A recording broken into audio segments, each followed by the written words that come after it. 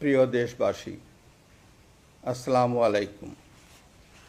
আপনারা জানেন প্রধানমন্ত্রী শেখ হাসিনা রাষ্ট্রপতির কাছে পদত্যাগপত্র জমা দিয়েছেন এবং আমি তা গ্রহণ করেছি।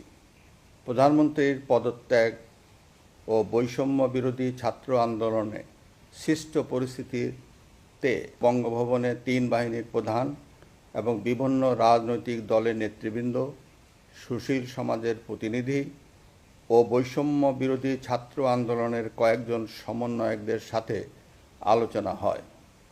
শুরুতেই সেনাপ্রধান বিরাজমান সার্বিক পরিস্থিতি ও রাজনৈতিক দলগুলোর সাথে তার আলোচনা সম্পর্কে আমাকে অবহিত করেন।